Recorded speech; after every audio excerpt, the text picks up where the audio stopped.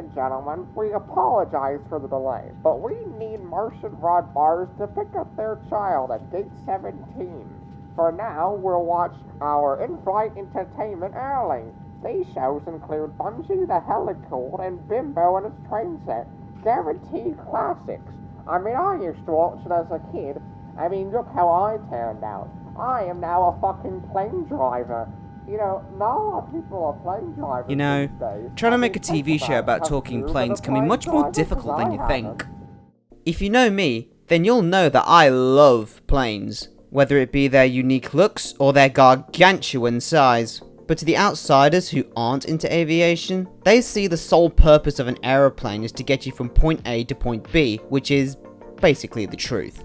Now when it comes down to children's TV, you'll notice that nearly every other form of transport is represented. For trains, there's Thomas the Tank Engine, which explores different areas of a functioning steam railway. For boats, there's Tugs, which tackles with sneaky business schemes in the tugboat industry during the 1920s.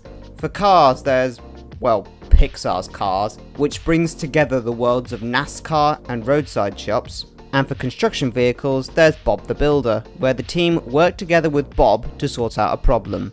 But for planes? Not a whole lot. No one really turns up to a board meeting and says, "Ah yes, I know what'll make a great premise for a children's show. Aeroplanes. You know, where you have to get up really early in the morning just to get to the airport 4 hours before your plane departs, and then you spend most of your time in the airport doing absolutely nothing at all, and then it takes another 2 hours to get out of the airport after the plane lands." Well, in terms of plane shows, there's JJ the Jet Plane, but we don't talk about that. Besides, someone else has already talked about it much better than I can. Out of your friends, which are you? Truck freak crazy ass. But actually, there's two shows in particular that tackle the subject of talking aircraft that I used to love as a young teenager when I first discovered them, and is what we're going to be talking about in this video. May I introduce Budgie the Little Helicopter and Jimbo and the Jet Set.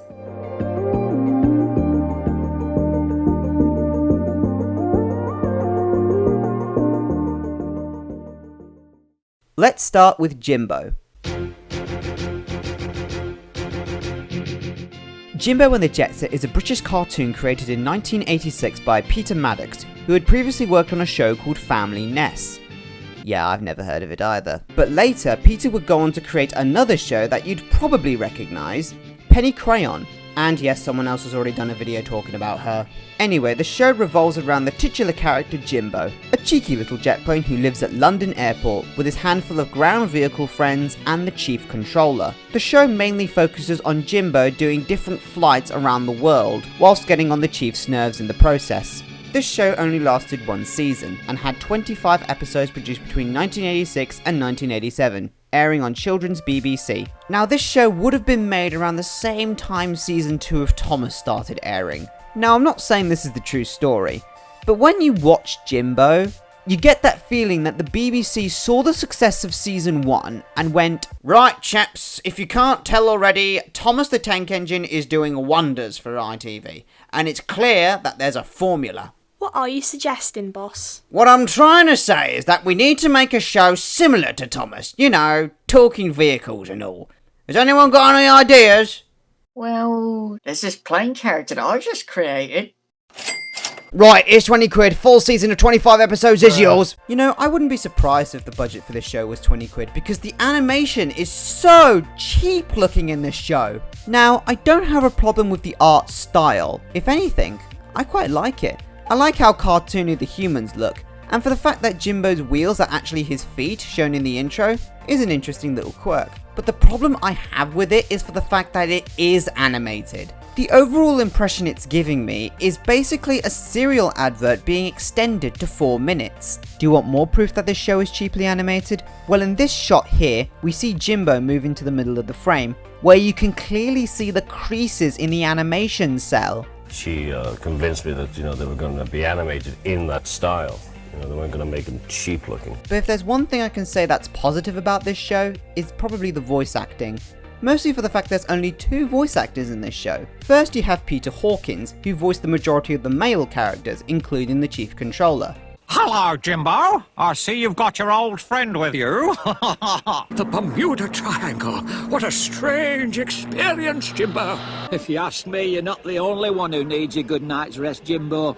He would later go on to voice Dennis in Penny Crayon, but most people would know Peter's voice acting work in Doctor Who, as he, alongside David Graham, the voice of Parker in Thunderbirds, provided the voices for the Daleks in the very first Dalek story in 1963. Come on, everybody, let's play Daleks! And then there's Susan Sheridan, who played all of the female characters and Jimbo himself. Does her name sound familiar? That's because she's also the voice of Noddy. Oh, yes, that horrid Master Tubby Bear. He's repainted my stool and I sat down on the paint. Now, let's get into some actual content from this show. For both of these shows, I'll be going through 3 episodes to give them a fair judgment. Let's start with the first episode of the series, The Little Big Problem. And straight away, the narrator states that it's a bad day. It was a bad day in the design department of the aircraft factory. Why is that, you may ask? Well, they've just finished construction on a new aeroplane. Good, right?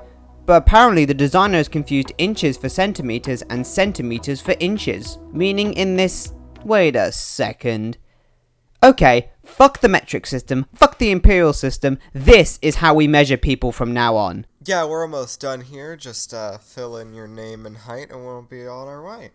Ah yes, my name is Dick Mabbott and my height is very silly plain. Awesome, great, right this way?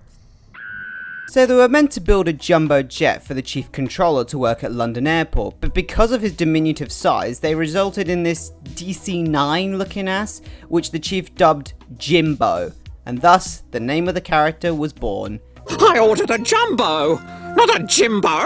Jimbo, that's rather good, Chief. I named this aircraft Jimbo. The episode continues with Jimbo being brought to the airport by a truck driver, but the truck swerves violently, resulting in Jimbo falling out of the back. It's a good thing I was built for flying. There's some very shoddy drivers about. Tell me about it. But then he decides to use the M4 motorway as a runway for some reason, and after reusing animation from the intro, Jimbo takes off on his first flight to London Airport. Meanwhile, back at the airport, we are introduced to 2 of the main ground vehicles, Tommy Tow Truck and Amanda Baggage, where they tell the chief that Jimbo's fallen out of the back of the lorry, which conveniently at that moment Jimbo touches down at London. And that's the whole episode. Nothing really exciting happens in this episode, and you could make the argument, oh, but a lot of first episodes for TV shows are like that. Yeah, but there are a lot of episodes in this show where not a lot happens in those either. And I actually struggled trying to find 2 other episodes to talk about, but I managed to find 2 others anyway. The next episode is called Bermuda Triangle. In this episode, Jimbo is tasked of escorting his friend Old Timer, a Vickers Wellington bomber, to an old aeroplane reunion in Miami. Now, Old Timer is actually a character we've seen before, because there was an episode named after him, where he and Jimbo are diverted all across the UK just trying to find somewhere to land before being told to return back to London. Hello, Glasgow. Are you receiving me? Hello, Canterbury. Let's make some fucking noise! On the way to Miami, Jimbo and Old Timer stumble across a weird looking triangle, which turns out to be the Bermuda Triangle, which is actually a real life stretch of area in the US. This triangle is actually home to many mysterious disappearances of boats and planes, and both of them get sucked into the triangle where they're placed in a wartime situation where Jimbo is being shot by another plane, which for some reason has a pilot and his windscreen has eyes on it, so that means he's sentient. It doesn't matter, because Old Timer saves Jimbo by killing the plane and his pilot. Death is canon! The triangle appears again, and Jimbo and Old Timer miraculously escape, with the 2 of them continuing on their way to Miami, with the episode ending with this one line that was repeated at the start of the episode. Trucks away, Roger and out. Yeah, it's all ready for takeoff, Chief. Roger and out.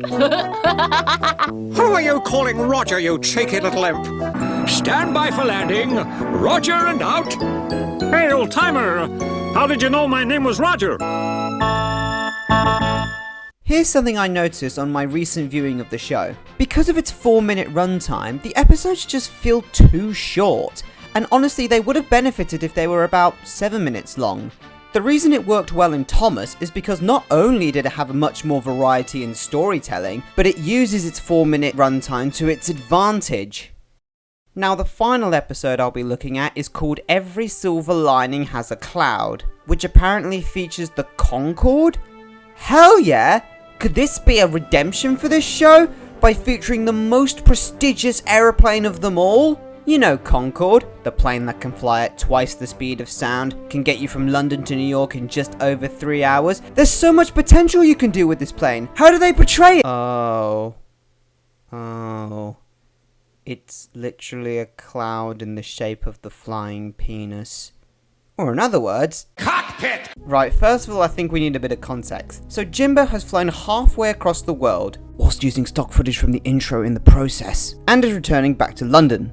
But a lot of planes are coming into land at London Airport, so Jimbo is put in a holding pattern, which proves stressful for Jimbo as he's running low on fuel. So after interfering with other aircraft... Think nothing of it. I have flown all the way from Bombay.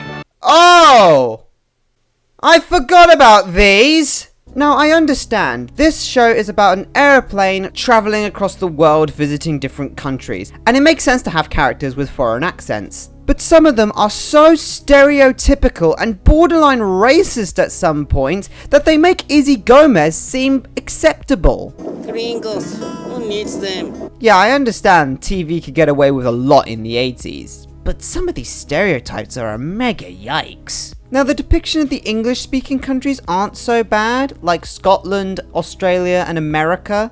But when you've got places like Hawaii, Germany, Mexico, and even China and Africa in there, that's pretty much an indication that it was a product of its time. Especially the African and the Chinese one. Whoa, is that blackface, dude? No, this isn't blackface. The sad thing is that this concept could have actually worked. Like imagine if there's an episode where Jimbo has to go to Germany, and the main conflict of the episode is that Jimbo has to deal with the language barrier, which is good because coping with different languages is a problem that we struggle with in real life. Hello Germany, permission to land please? Bist du das, Jimbo? Was zum Teufel machst du in Deutschland? Wenn du jemals daran denkst, auf diesen Flughafen zu landen, wirst du quer durch den Arsch gerissen, du kleines Stück Scheiße! Is your radio broken, Chief? Because I didn't quite understand what you said there. Back to the episode, and Jimbo is so close to these two planes that I'm surprised that none of them have crashed into each other. He soon discovers the cloud that was shaped just like Concorde, and flies into the cloud, making it a disguise, because yeah, that's how clouds work. But this disguise causes the chief to have a panic attack as Concorde wasn't expected to arrive at London until another hour. Isn't that Concorde coming in? It can't be. She's not due for another hour. So he rushes everyone at the airport to make sure everything is spick and span for Concorde's arrival, only for the chief to find out that Jimbo was in a disguise all this time because he was only trying to land because he was low on fuel. Understandably, the chief is very cross with Jimbo, and he punishes him by making him clean up the runway. And again, that's it. Other than an absolutely terrible way to show Concorde in this show, the yikes stereotype from the Indian plane, and reusing shots from the intro, there's nothing else to add on with this episode. So overall, Jimbo and the Jet Set is a mediocre show, which kind of started the trend of making a talking vehicle show that tries to capture the same essence as Thomas. On my rewatch of this show, it's made me realise how boring some of these episodes are, and I know I keep on saying this, but I still can't get over how cheap that animation is. But I still do kind of like this show. It's definitely not one of my favourites, but I don't think it's all bad. The characters are pretty enjoyable, the Chief Controller being my favourite. The art style is rather cutesy looking, and I did like a handful of episodes, like The Old Timer, The Bermuda Triangle, and The Little Red Devil. Do I recommend it? Not really. Again, the episodes are too short and not really that engaging to watch. And that's saying something because in the next year, 1987, the BBC would air one of the icons of stop motion animation, Fireman Sam. And that show had a lot going for it, but most importantly, it uses its 10 minutes to its advantage.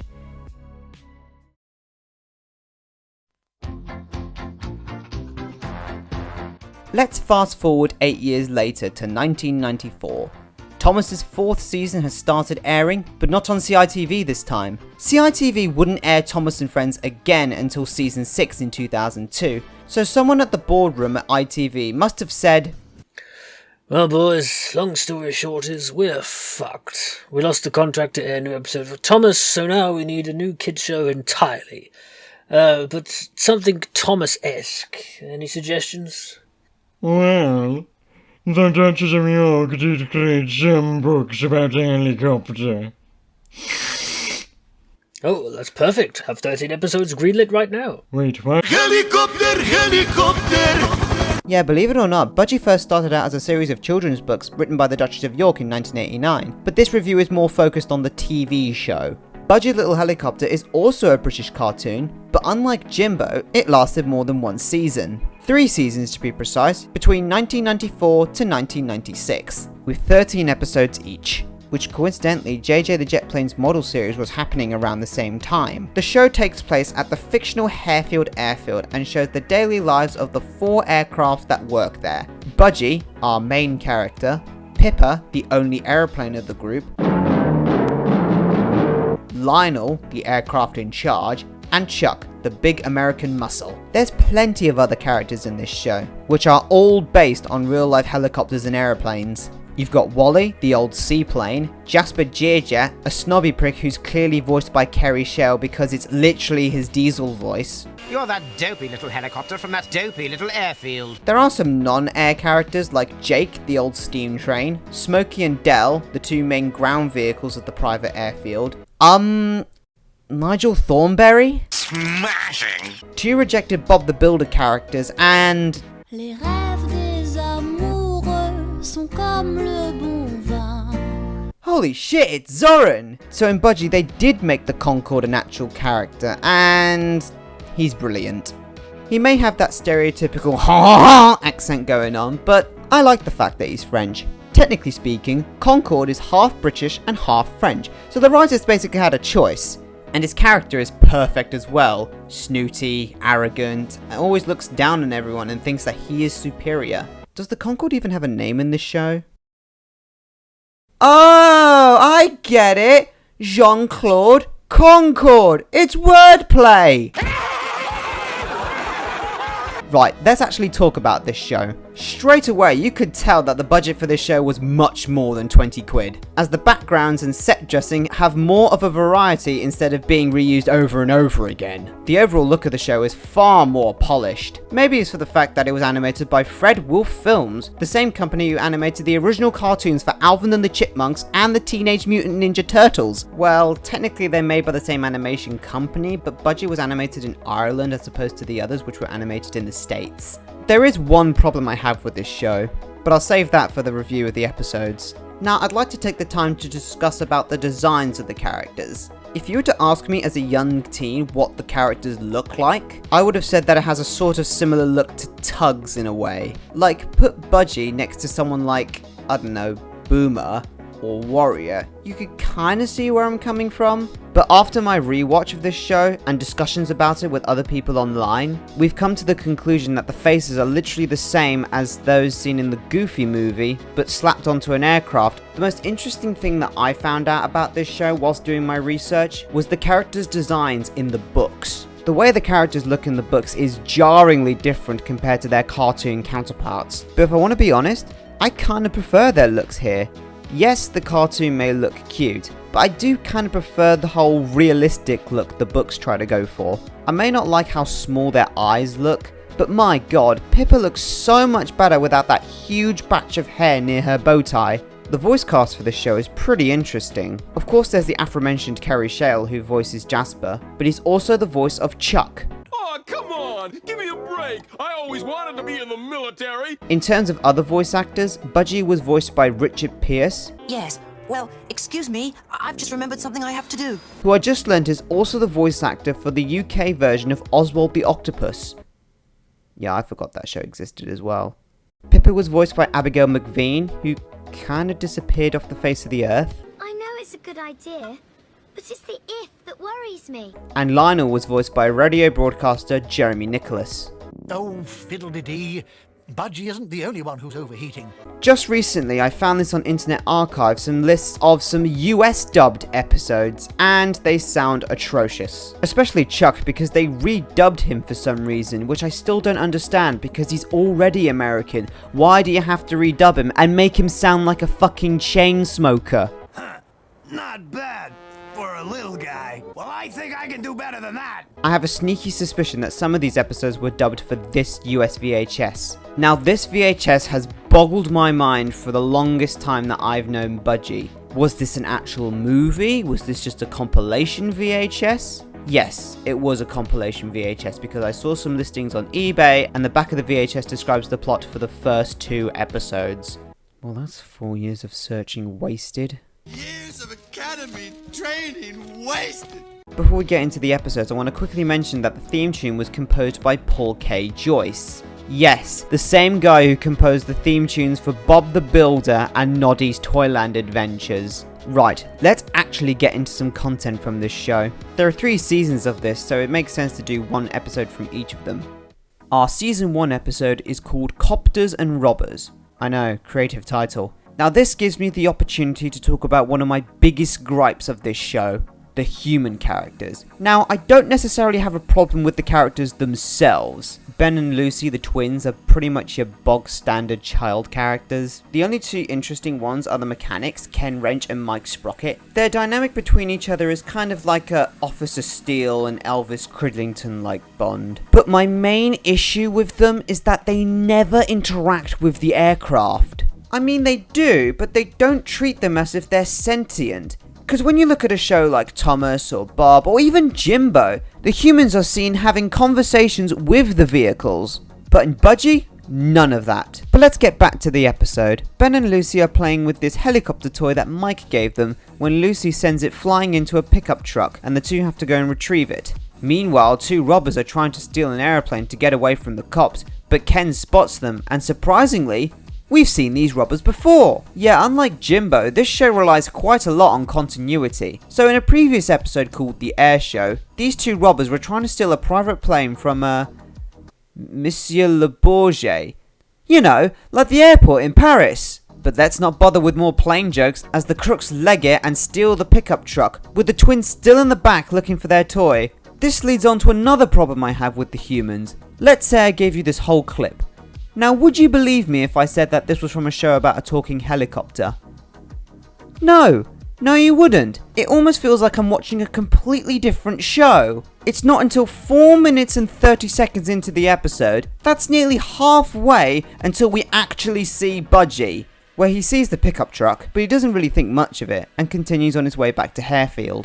But when he gets back, Lionel tells him that the truck had been stolen with the twins inside, so he sends Budgie and Pippa to find the robbers. Meanwhile, the robbers are hiding in a barn with Ben and Lucy. But when they start a fire, Budgie and Pippa notice the smoke coming from the chimney. To try and make them escape, Budgie blocks the chimney, making the 2 crooks bail out and drive off, leaving Ben and Lucy at the farm. Soon the robbers give chase, and Pippa tries to stop them by flying dangerously low, causing them to crash into a river, and the robbers dealt with the rest. Pippa heads for home, while Budgie sets back to the farm to collect the twins. But how long ago since you left him, Pippa? Nearly an hour. Maybe the guy's home banging the babysitter. Chuck, honestly. Nah, Budgie is alive and well. He was going to head back for Harefield, but it was getting dark, so he lands on a flatbed with the twins safe and sound.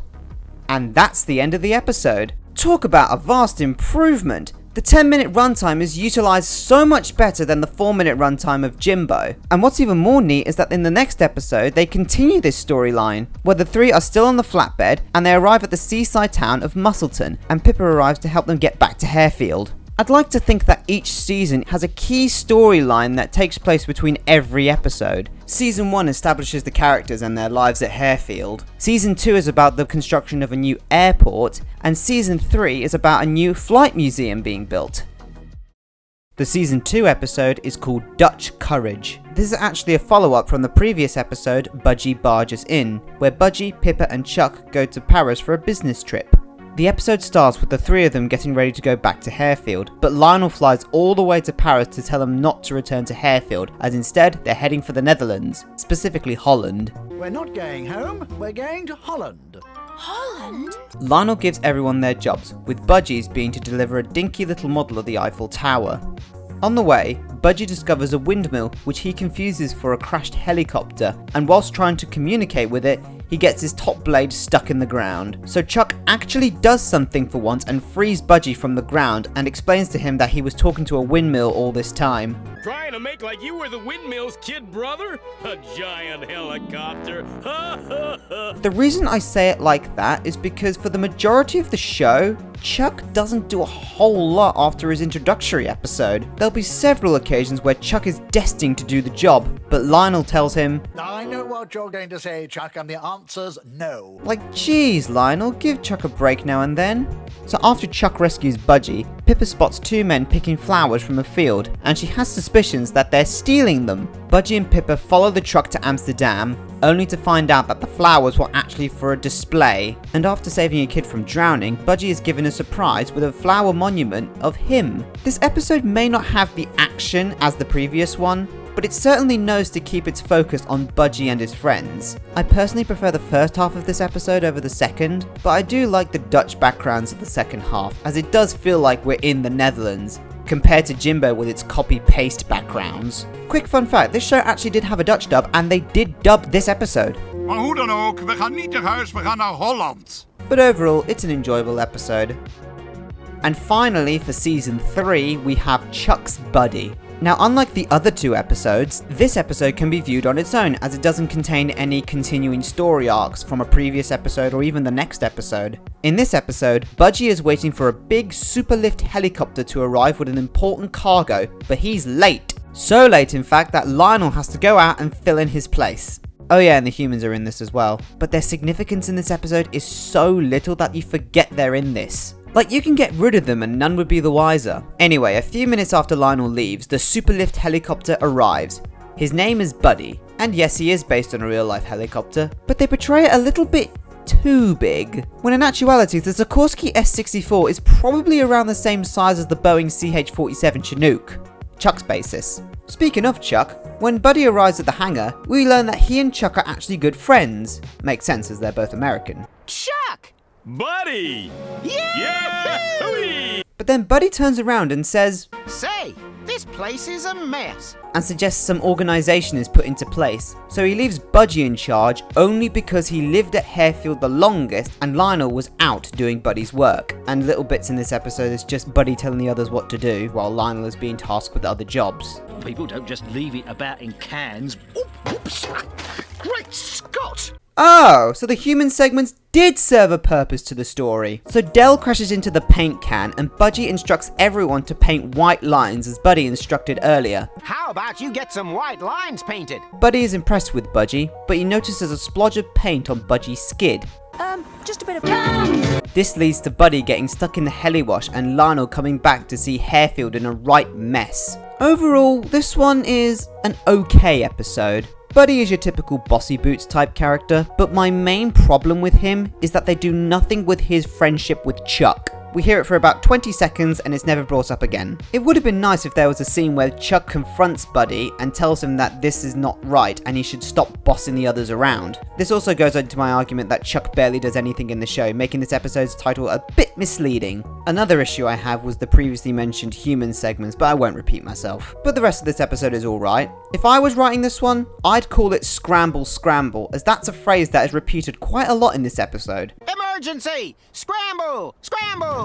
Scramble, scramble, scramble! And I'd probably get rid of the human segments and have Chuck be a more predominant character. If I was being honest, I'd probably say season 3 is my favourite season of this show. This is one of the only few dud episodes, but the rest of the episodes are actually really good. Some of my favourites include Ups and Downs, Put Up and Stuck Up, and Writers in the Sky, with Ups and Downs feeling like a good send-off to the series. So overall, Budgie the Little Helicopter is surprisingly a decent show. It has a great selection of characters, and much more variety in stories. While it does have its flaws with the human characters being rather pointless, it does what it can with talking aircraft and tries its best to make it engaging. On my rewatch, I found this to be a really enjoyable sit-through. I really liked the characters, especially Lionel and Chuck. The 10-minute runtime is handled beautifully, and the animation actually feels like we're outside of Harefield with its distinguishable backgrounds. Would I recommend it?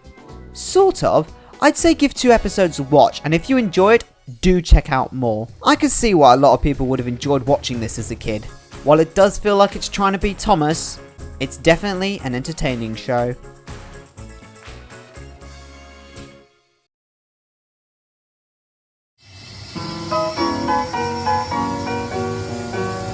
So, overall in conclusion, both of these shows try what they can to adapt the world of aeroplanes into fiction. But the reality is that these 2 shows, and I guess you could clump the model series of JJ in there as well, were released around a time where Thomas the Tank Engine was dominating the world of anthropomorphic vehicles. And new episodes of Thomas were being aired during those shows' run, Jimbo during season 2 and Budgie during season 4. Has this review changed my thoughts on these shows?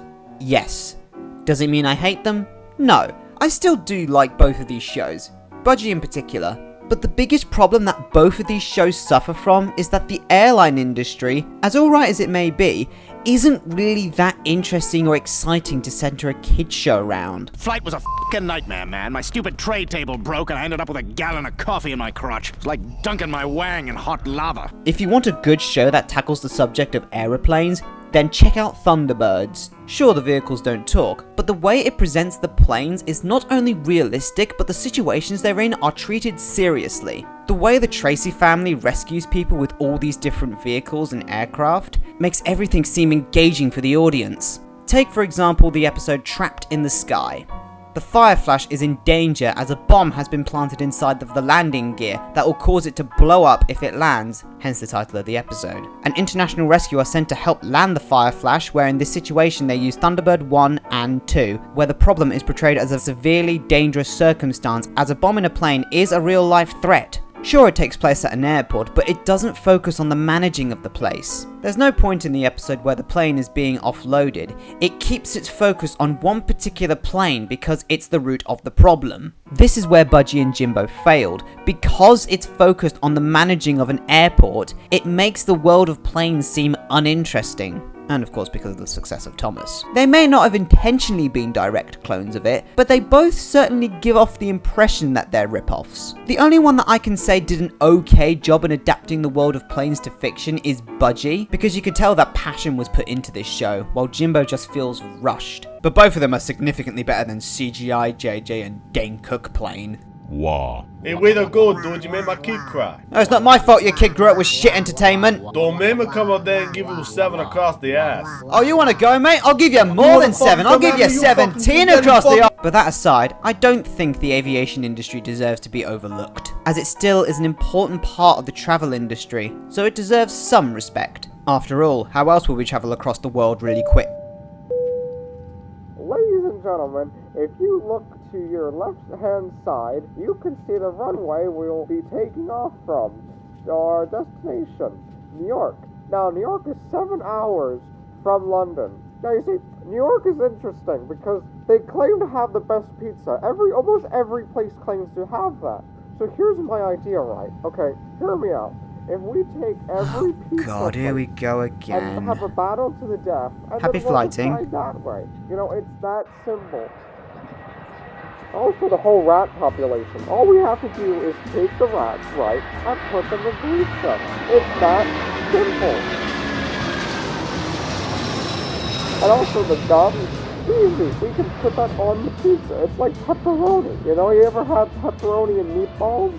Another thing that I genuinely hate about New York is the McDonald's. It's everywhere you go. You take one step and wham, there it is.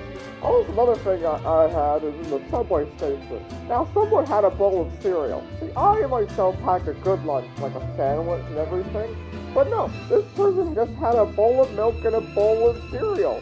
And, you know, they spilled it all over the subway car. And it was just a mess, you know. It smelled like garbage. Look, I could go on and on about the pizza, but one thing that I absolutely love is the Mets, baby. Love the Mets. Let's go, Mets. Come on, get a home run, man.